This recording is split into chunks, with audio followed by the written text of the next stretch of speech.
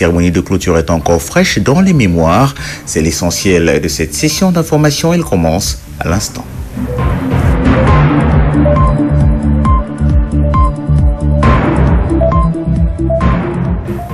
Une fois de plus, merci d'avoir choisi Walfadjri pour vous informer. Nous parlons tout d'abord du Magal. La 119e édition s'est achevée officiellement par la cérémonie qui s'est déroulée durant la mi-journée de lundi. À cette occasion, le porte-parole du Khalife général des Mourides, Serigne Bass Abdou Khadre, a lancé politique du pouvoir et de l'opposition, un appel au dialogue, appel à plus de cohésion pour le développement du Sénégal. Léopold Tamba Salioubé y assistait à cette cérémonie officielle de clôture.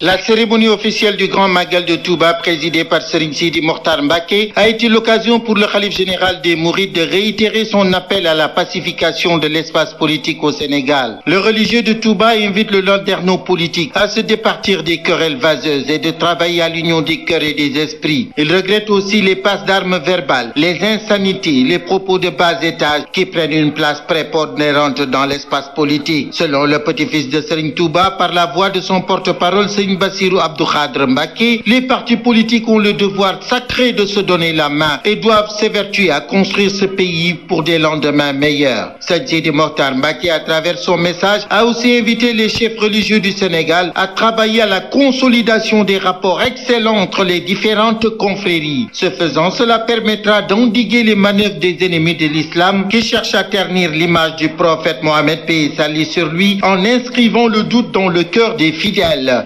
Sidi Mokhtar Mbacké, s'adressant au chef de l'État Macky Sall, qui a dépêché une délégation conduite par le ministre de l'Intérieur Abdoulaye Daouda Diallo, l'invite à achever les travaux entrepris dans la cité religieuse. Le représentant de l'État, premier à prendre la parole dans cette cérémonie, a affirmé l'engagement du chef de l'État de parachever ces chantiers, mais également d'entamer ceux déjà promis à Touba. Touba, Walfadjri Radio TV, Léopold Tamba. Merci à vous, Léopold Tamba. Mettons le cap sur Kaolack. Dans cette région, les infrastructures sanitaires ne sont pas convenablement réparties. Ce n'est que l'un des points noirs notés par les blouses blanches qui tenaient un conclave. Les conséquences, évidemment, c'est une insatisfaction des usagers des services de la santé. Comment remédier à tous ces problèmes? Les solutions sont dans ce compte-rendu de la session suivi par Madou Makhtar Sarr. La région de Kaolack est confrontée à un déficit de structures sanitaires, mais aussi une très mauvaise répartition de ces établissements. Cette déclaration a été faite par le médecin-chef de la région en marge d'une rencontre avec les acteurs de ce secteur. Les problèmes de la région médicale sont un peu les problèmes du système de santé.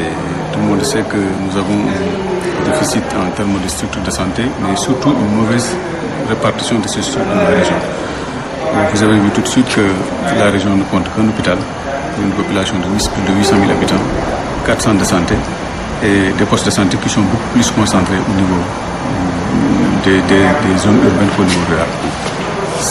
Cette inégale répartition des structures de santé pose un problème d'accès.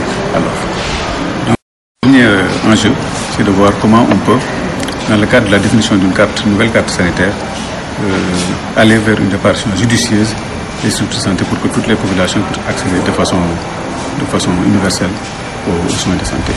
Ces acteurs, en collaboration avec l'ARD, l'Agence régionale de développement, ont mis sur pied un cadre de coordination des interventions sanitaires dans le seul but de mieux prendre en compte les préoccupations des populations.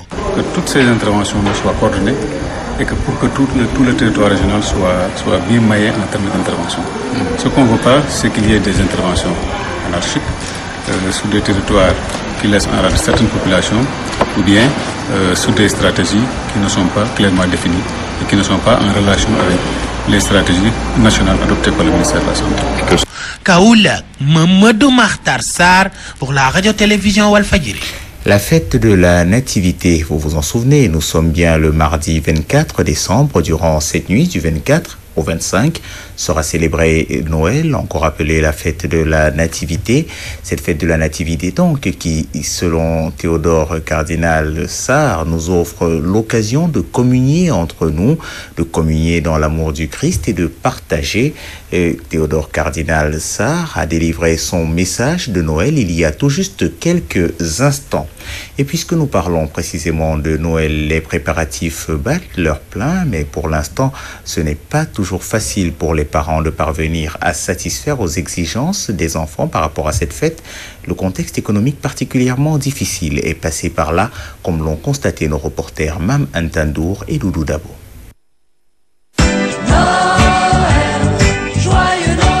À quelques heures de Noël, la crise économique est de passage dans certaines familles chrétiennes. Les préparatifs sont au ralenti.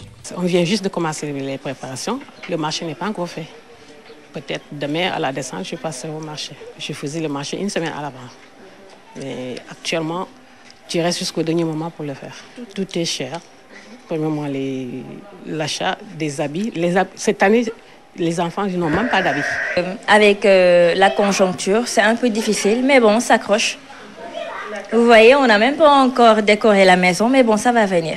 Tout de même, ces fidèles chrétiens comptent bien commémorer la venue au monde du Christ. Nous allons faire ça en famille. Je dois aller à la messe de minuit. À part ça, je reviens à la maison parce qu'on est en deuil. Je ne peux pas sortir. En plus des charges familiales et de la cherté de la vie, ces différents ménages veulent tant bien que mal rendre belle la fête de la Nativité.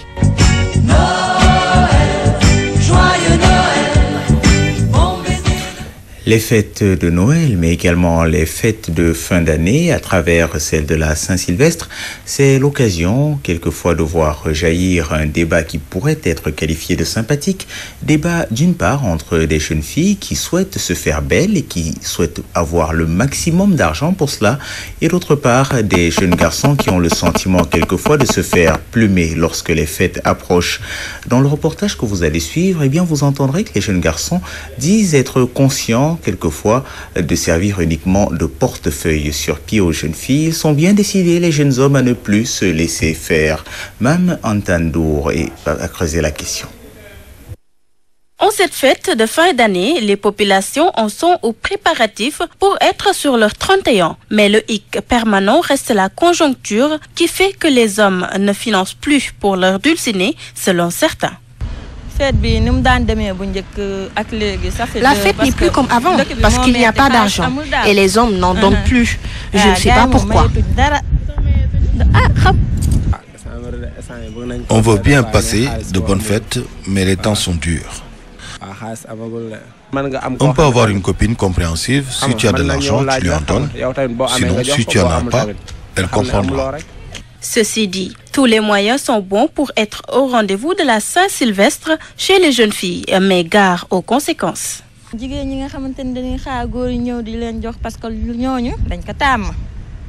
y a des filles qui ont l'habitude d'être financées par les hommes, et ce par tous les moyens. Mais les hommes sont conscients, s'ils te donnent 20 000 francs pour t'habiller, attends-toi à ce qu'ils passent la nuit de la fête avec toi. Qu'elle fasse attention, quoi, parce que il y a des choses qui ne valent pas la peine, quoi. Considérés comme des bailleurs de fonds par la gente féminine, les hommes conscients de cela se disent ne pas se laisser berner.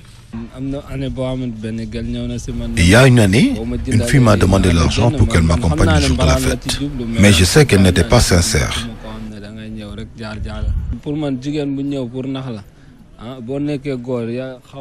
Parce que je ne suis pas dupe. Moi, je pense qu'un vrai homme est capable de distinguer le bien du mal.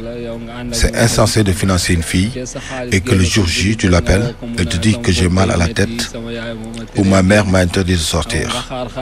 Les hommes doivent veiller sur ça.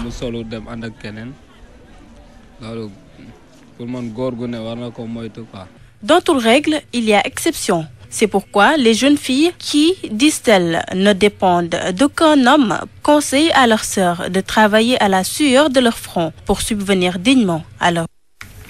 Merci à vous, Fatou Kiné Diop. Vous étiez avec Pape Momar Diouf. Encore heureux que ce soit une dame qui ait fait ce reportage. Sinon, on aurait encore accusé les hommes de machisme et de sexisme. Place à l'actualité internationale.